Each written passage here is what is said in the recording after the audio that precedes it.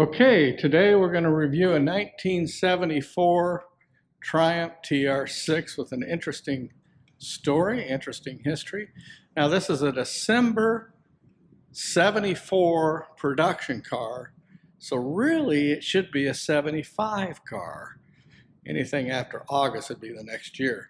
But the title says 1974, so that's what we're going to go with. This is a yellow car.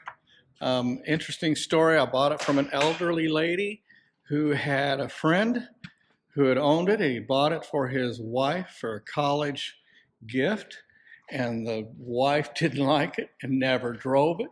So they put it in storage, and it sat in storage literally for 20 or 34 years. And the lady I bought it from would have been the second owner. She got it, and she spent $13,000 just in parts alone. And the car reflects that. It reflects the 45,000 original miles. Now keep in mind, those of you out looking at TR6s, a high percentage of these odometers don't work on these cars, or they've broken somewhere. So if you find someone that's got a 21,000 mile car, you better have pretty strong documentation. That's a 21,000 mile car. I always kind of giggle at those that call and say, well, what's the miles on that car? Well, it doesn't really make any difference. You're buying the integrity of the car at this point, unless it's an exceptionally low mileage car, or in the case of this car, it's a true low mileage car with a real story. Now, the car sat in one place, so the sun came through the windows and faded the paint. So she had to have the car painted. Not rusty, we'll show you that. No accident, we're going to show you that. The sheet metal is straight on the car, the gaps are good. Interior is wonderful, and the run and drive is spectacular. We just did the driving video actually before this. Oil pressure real high, ran real cool, motor strong, transmission's quiet, strong. She's done shock absorber upgrades. I'm getting ahead of myself. We'll show you all that when it's on the lift. The one thing I don't like on the car, this gap on this door is a little large, which is kind of a typical TR6 issue, and that is from the rubber mounting spaces between the frame and the body of the car, and they will collapse over time. I don't know if this can be, I know it can be adjusted because I've done it before. I've had it done. You send it in and they put the small, the collapsed gaps, and they put the original back in, that pulls that back in. Doesn't rattle. We took it over railroad tracks. It's not a rattly TR6, so I'm not sure I'd do anything right now. Right now I'm going to show you this, the top of the car. It's brand new.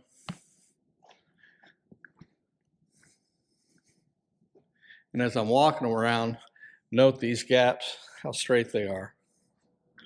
All the gaps are good. I don't like that one door, but again, kind of a typical TR6. And those of you that are familiar with TR6s, you know what I'm talking about, and you know it's a repairable item if you choose to do it. However, most of the time people don't. I've traveled, made day-long drives to pick up a TR6 and buy it, and I get there and the gaps are so big you can walk through them on a restored car. So they don't do that item. So it's a pretty typical deal. Those gaps are good. All right, we'll take the top down, and then we will be able to review the interior nice. I did want to point out before we put boots on and decorative components, just how nice all of this cargo area is. Very clean. Look at even the seat rails are fresh, carpets are fresh. There's so many small nuances on a TR6 that get overlooked, especially when they're restoring them. I.e. sun visors. These are not baggy, they've been replaced. Little things like the defrost vents, they're clean, black, clean. Ashtrays clean, those buckles are clean. Of course, all these gauges are nice. This car, again, had tremendous oil pressure and ran cool, so this is nice. Dash is nice, typical, a few little cracks in the glove box. Retro radio works beautiful.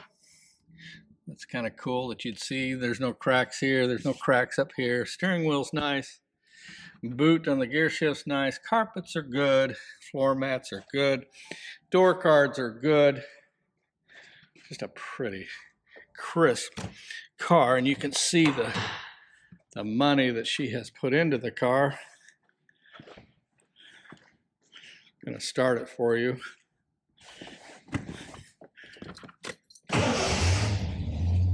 How smooth that is.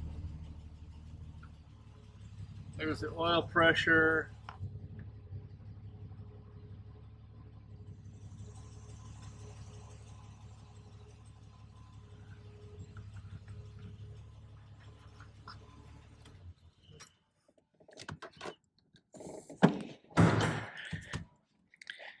Engine compartment's clean. All the wheels are in nice shape. Bumperettes are good. Chrome's good.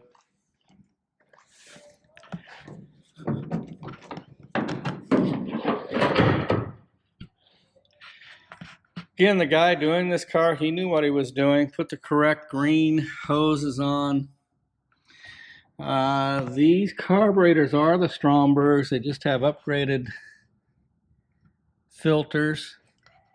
All these mechanisms are brand new. Aluminum radiator.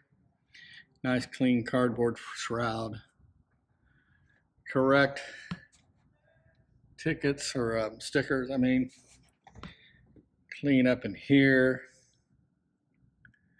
So the car really had very little to no exposure to weather, and then it was in storage for a long time. Again, the rubber seal here is good. You start to see a little cracking here, typical. Everything's in good shape.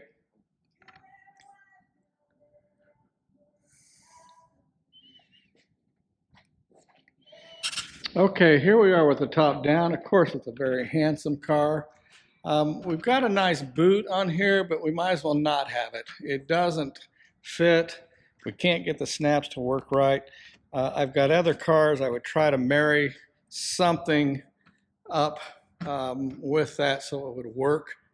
I think I've got a couple in boxes too. So even though I've got this laid on here, I probably would try to find you a new boot. Of course, this car warrants new boot. Anyway, pretty car. The other thing I noticed that I hadn't even recognized, these are not seats from a 74 car. You can see they're from an earlier car with the headrest integrated into the back of the car. A 74 should have headrest. So, although they're nice and probably a little more comfortable, that's not correct for 1970 or December 75 production. Now, it was always a yellow car. Let's see if we've got our color code in here. No, they've removed it. Here we go. Paint 64 with trim 11. December 74 production. Very likable TR6. All right, I'll do one more walk around and we can, nice thump, the windows didn't rattle. Car has a real nice stance.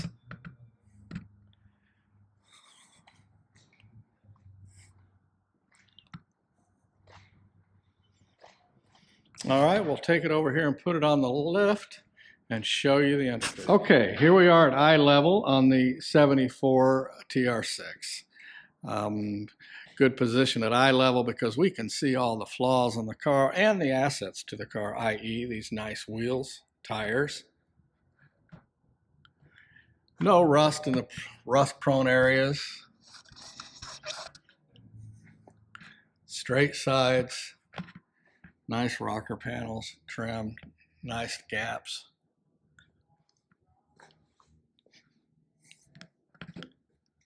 This car doesn't have any rust or rust history that I can find.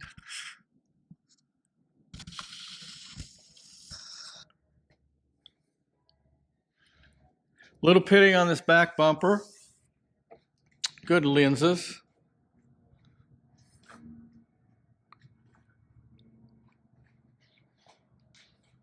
Straight sides again. Nice wheels and tires. Door gap here. Good rocker panels. Well, this car looks good at eye level. Again, a lot of times we'll put it at eye level and we'll see all sorts of things we hadn't seen on the ground.